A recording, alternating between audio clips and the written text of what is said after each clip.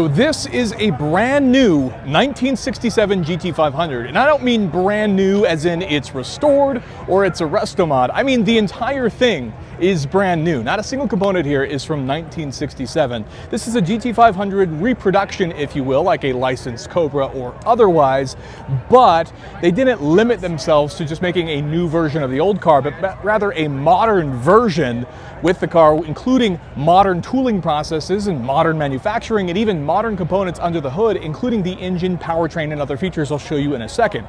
This car is built by HiTech legends, part of the Superformance or Hillbank family, if you will. And this particular example is just stunning. Obviously, you have all metal panels here with the exception of the classic GT500 components. That includes things like the composite hood or fiberglass hood and even the fiberglass side vents and trunk.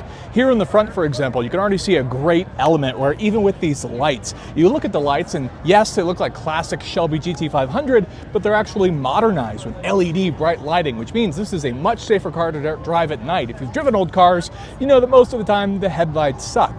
That's not the case here. Now, under the hood, you also have your choice of modern Ford powertrain components. This particular car, as you can see here, actually has a supercharged Coyote 5-liter V8, and as it's configured here with its Edelbrock supercharger, you're talking about 600 horsepower and over 500 pound-feet of torque. But they will also sell you one with the Predator V8. That's the supercharged 5.2-liter V8 found in the GT500 and the Raptor R, and of course that makes even more power. But moving on, we have some other cool details because it's hard to see from looking at the car, but underneath is also upgraded. Now this car features fully independent suspension, so you also get a serious handling upgrade underneath. You also have the larger iteration of the Shelby Cobra inspired wheels, but not so large that they look out of place or uncanny. But then behind that, modern disc brakes, both front and rear, with pretty sizable calipers that are also drilled for better performance.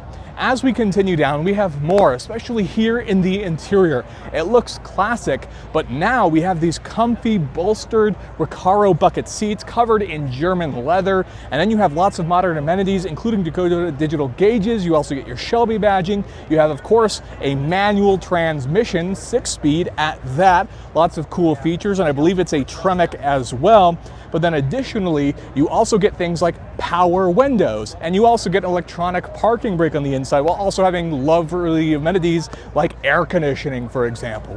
As we continue down the car, we have the massive aggressive ducts. You also have, of course, the fastback, iconic for the 67. Then as you come to the rear of the car, you also again have the iconic Shelby GT500 elements, such as the different taillights that came on these cars. So this is how they currently produce it. 1967 GT500, iconic, but of course improved, modernized, upgraded as a brand new car. So this is something that you can use more regularly, and you know is not only going to keep up with traffic, but beat traffic in most situations. Now you might be asking yourself, what does something like this cost? Well, that is a great question. Now, because of these sort of kit car rules and regulations, even though it would be identified as a 1967 car on the title, there are some other things, and they kind of start around $250,000, and then you go with your choice of engine. So they are quite expensive, but what you're buying is a very, very special car. Of course, it looks the part, it's built the part, but then upgraded and just a little bit cleaner, I think, overall as a whole. So they're incredibly cool. Let me know what you guys think down below of these incredible cars. I would love to hear your thoughts. Of course, if you enjoyed the video, could leave me a thumbs up. I'd really appreciate it. And consider getting subscribed for more content like this in the future. With that, thank you so much for watching, and I'll see you in the next one.